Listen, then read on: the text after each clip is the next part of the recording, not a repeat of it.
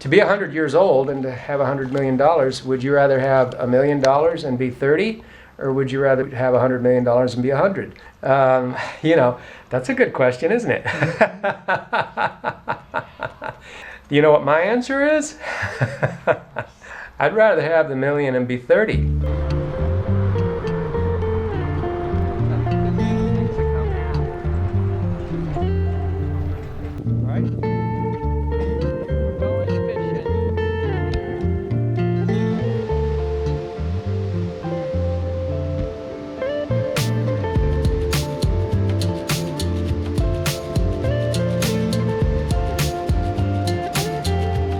Hey, welcome back to our channel. In this video, we're going to talk about how do people make decisions, about like when to retire, how they're going to go about it, how much do they have enough, all the worries and all the things that people are concerned about.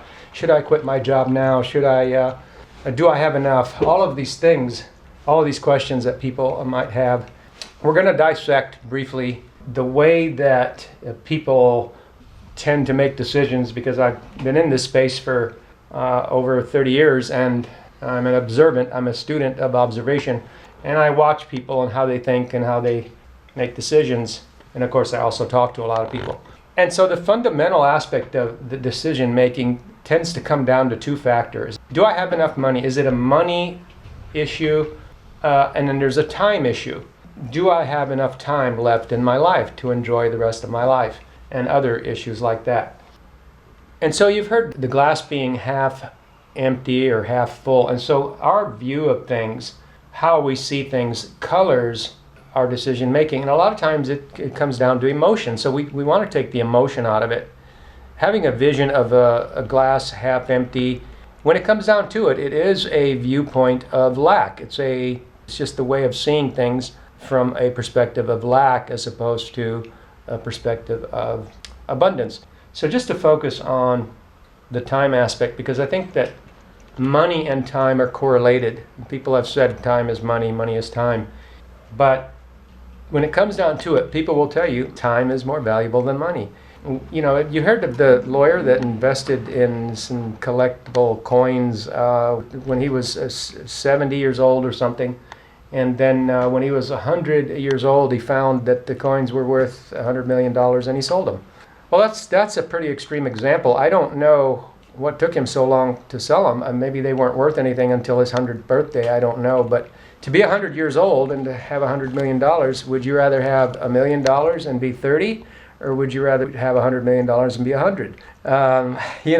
That's a good question, isn't it? Do you know what my answer is? I'd rather have the million and be 30. But this lack of time thing, this perspective of lack, also affects the way we view time and how we make decisions about time. And a lot of times we're just looking at things based on our past experiences. And what we want to do is we want to be projecting into experiences that we haven't had yet. And so what we want to do is start visualizing how we would like to be spending time. And in addition, incorporating how we like to spend time, incorporating within those activities ways of making them financially feasible so that it actually facilitates a financial independent, self-sufficient lifestyle. That's one of the most important keys to being able to be comfortable with making a decision and not always focusing on the aspect of time and money have to be dissected, because you can never have enough money. And some people can never have, you have the one more year syndrome, is the fear of lacking money.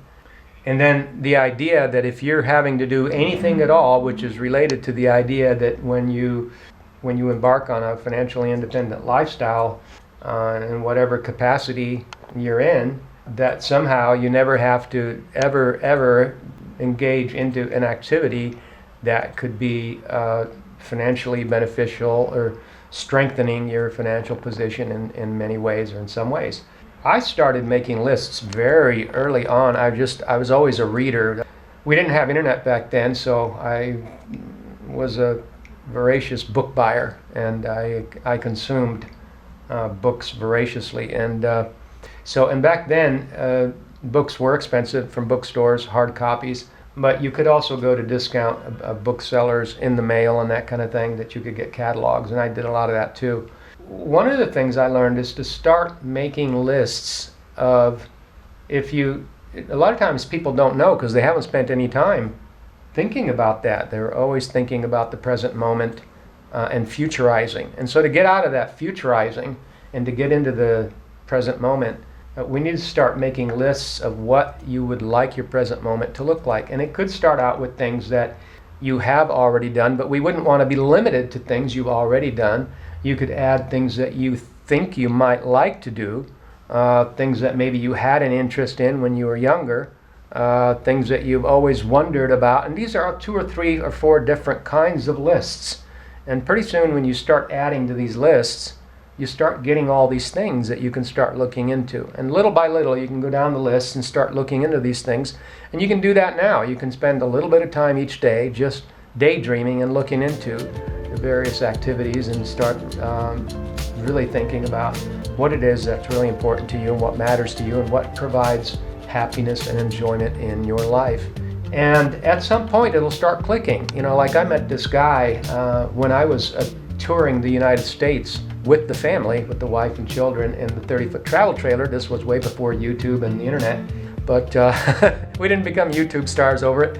I met this guy that I was staying at the beach in Corpus Christi, and this guy was 1 or 2 rows from the beach. You could come out of this house and look, and you could see the beach. It was right there. And it was just a modest house. It wasn't anything fancy. It wasn't one of these big mansions or anything. And he was selling a moped. And so I went and talked to him about the moped because I thought it was interesting to have a moped, something to run around other than the big trailer and the big rig. And it was cheap. The moped was super cheap. I ended up not buying the moped, but I chit-chatted with him and I asked him, well, do you live here? And he said, yeah, I live right here. And I said, what do you do? He said, well, I fix fishing rods for people. I fix them and I sell them. And he didn't have a full-time job, and that's what he did. He lived by the beach, and he fixed. I'm not saying that's the only thing that he did, but it's just one of those moments in life that you're like going, wow, bingo. And the guy was young. He wasn't 70 or white or gray-haired or anything. I mean, he was probably, I don't know, in his 40s or something. And maybe he was in his 30s. I really don't recall how old he was. You know, I was in my early 30s or my late 20s, and he wasn't much older than me. And so the idea that he was right there, walking distance from the beach, and that obviously there was a demand there to have fishing rods fixed right there, and then buying and selling fishing rods and that kind of thing.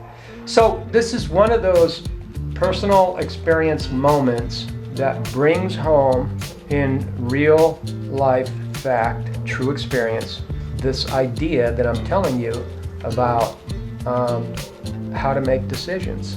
And I think that a lot of times it's really difficult and challenging for people to make the decisions because you have to be a bit of a visionary. And I hope I've helped you to get started on building up your vision by making lists and start using your imagination on how you can do the things we've just discussed. Don't forget to subscribe and like the video and leave a comment. Thank you for coming to our channel, and have a wonderful day.